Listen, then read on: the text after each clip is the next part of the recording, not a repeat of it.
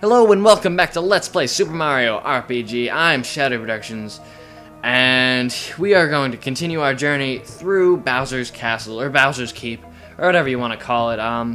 We are going to change venues in a few moments anyway, because we got a few boss battles coming up. Oops, I ended up fighting this big Bertha here, but it's only one enemy, so I'm just gonna fight it. I don't think there's any reason to bother cutting this out, because with all three of these guys attacking with these powerful weapons, I don't see this battle lasting very long.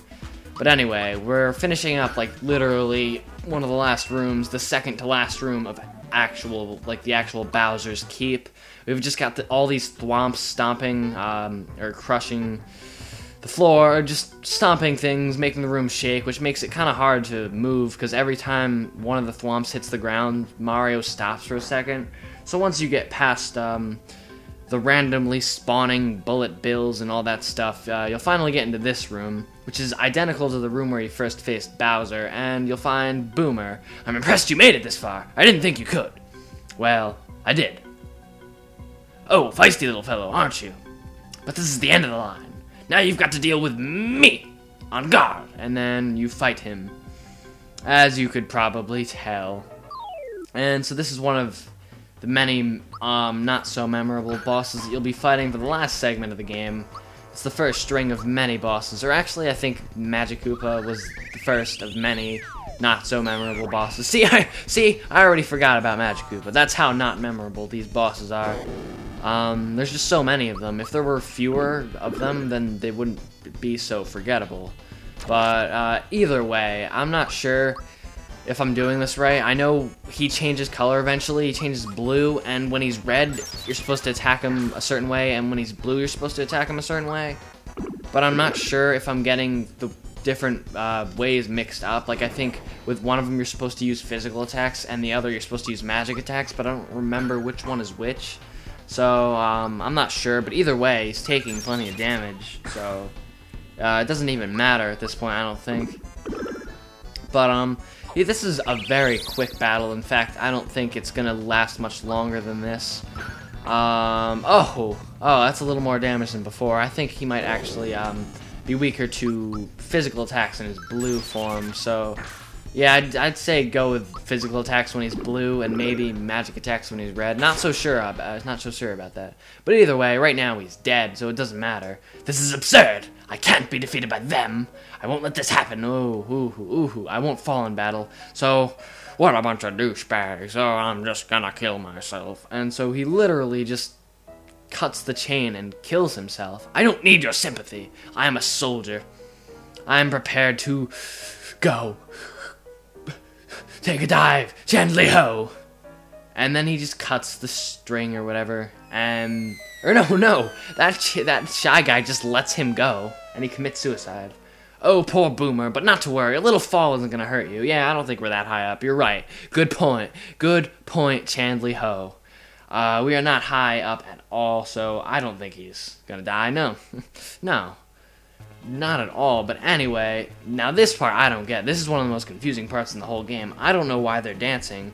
Are they dancing because this guy in armor just killed himself? Are they dancing because they're excited? I don't get it. Why is happy music playing, and why are they dancing on the edge of a chandelier? Like, it doesn't make any sense. If I was dancing, no, I wouldn't be dancing. There's no reason to be dancing so close to the edge of a chandelier that's suspending you several feet up in the air. Like, there's no reason for that to be happening right now. I can't think of one good reason for that to happen.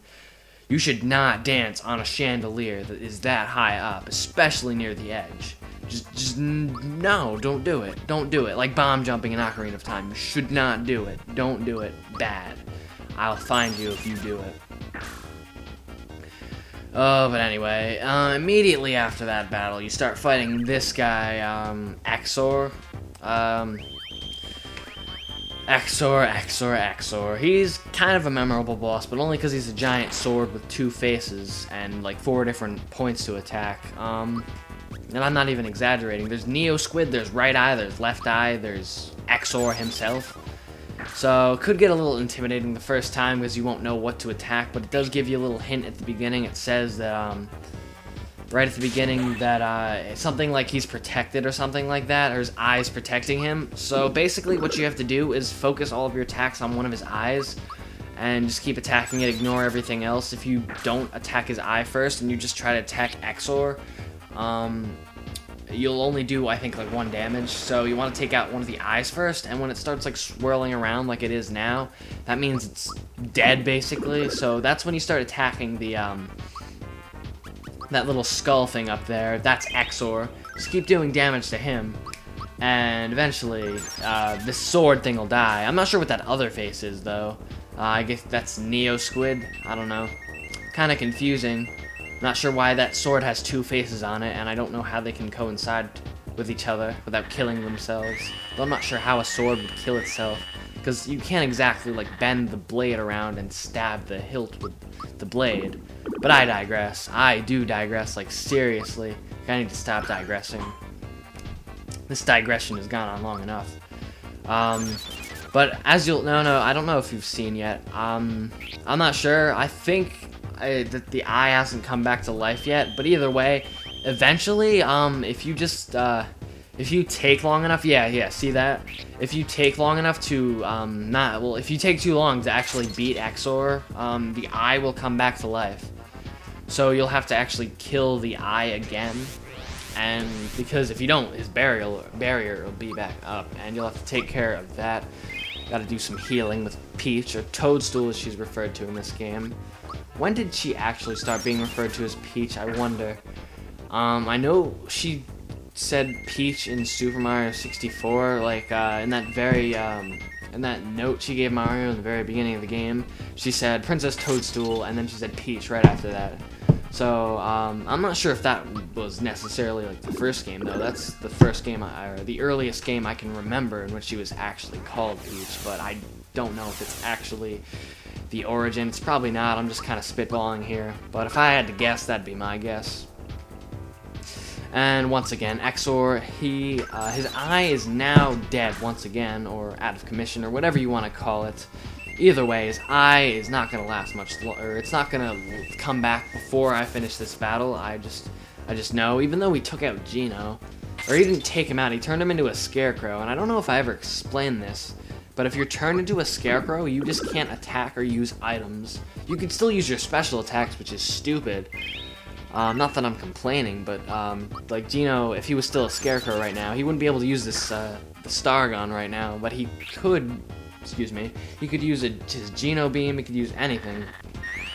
Kind of confusing, considering like special attacks like have their own animations and stuff. Like, for example, like, you could use the Geno, I forget what it is, I don't know, the Geno Flash, I'm pretty sure he'd still, like, turn into a cannon and fire that blast at him, or I'm not sure what would happen, because I haven't actually seen that animation of him as a scarecrow, but either way, you can still use special attacks when you're a scarecrow, which is kind of weird. But alas, Exor's dead. I got 34 experience points. I'm not sure if I'm gonna put all of the stats thing up for the bosses yet. I'm not sure if I'm gonna do that, mainly because there's so many bosses, and that's gonna be a lot of work. And a lot of them are just quick 1-minute battles, like that one with Boomer was. If the battle drags on for a while, or could give you like a mild challenge, maybe then I'll do it. But as it is right now, I don't think Boomer would require some stats. You could always just go look them up if you're really curious. I think for someone more like Exor, who took a couple minutes at least, would probably that'd probably merit using the stats things from Mario Wiki. It's your duty to help with the repairs. Bowser, you're completely missing the point. Gwah! I want to rip your stuffing out. No, think about it, seriously. This sword connects the 2 worlds, right? Even if we defeat Exor, there will be other weapon beasts to follow him. Weapon beasts? You mean like robots? Or you can call them weapon beasts, cyborgs, androids. I mean, so many terms, but you say weapon beasts. No, not beats. Not beats, because weapon beats is like... No. Vegetables are not weapons. I'm sorry. I paused my rant to say no. And okay. I've got it. No one insults the Koopa Troop and gets away with it. I've got a bone to pick with this Smithy guy. And then, it's very cliche, but Bowser decides he's going to join us again just so he can beat Smithy. Because he really has no other motive to, like, continue now that he's got his castle back. We basically, like, destroyed the sword and everything. So now we're just in Smithy's own little dimension. So his main goal was pretty much to, you know, like, get his castle back. So now that we got it back, like, there's nothing for him to do. So his logic is, or Geno's logic anyway, is that if he doesn't beat Smithy, more monsters will come back and just take his castle, and we'll be back where we started. So that's Bowser's motivation to continue. And everyone has, like, their own little purpose for continuing this adventure, or a lot of people do anyway. Peach is just there to help Mario. Mallow's goal was to basically find out who he was. So anyway, Geno, he, let's see, who was I talking about? Mallow wants to find out, like, who he really is and who his parents are and stuff like that. Mario's just trying to save Peach. Peach wants to be, like, you know, actually useful and not always, like, get kidnapped and actually help her kingdom instead of just sitting by and watching Mario do it. Who else didn't I mention? Mallow, Bowser wants to get his castle back, and Geno just wants to repair Star Road. He's not really, like, he doesn't really look like that. Those guys are really weak, actually. There's just one of them, and they give, like, 17 experience points. That doesn't make much sense, because I killed him in, like, one hit. So I probably shouldn't have even cut that out, but I stopped talking, so I didn't want to, like, have just, like, a good 10 seconds of me just not talking. But anyway, who didn't I mention? Geno just wants to repair Star Road. So everyone has, like, their own motive. So that really just makes it, like, more, overall, just more developed and stuff like that. And all the characters have, like, their own motives for, like, you know, being on this adventure with Mario. Whereas, like, in a game like, say, Super Paper Mario, while it's still a good game. Oh, by the way, this is the Super Hammer, which is technically the strongest item for Mario. Aside from, like, the Lazy Shell, which is sort of like a secret kind of weapon thing. But if you didn't go out of your way to get the Lazy Shell, the Ultra Hammer would be the strongest thing that you could get.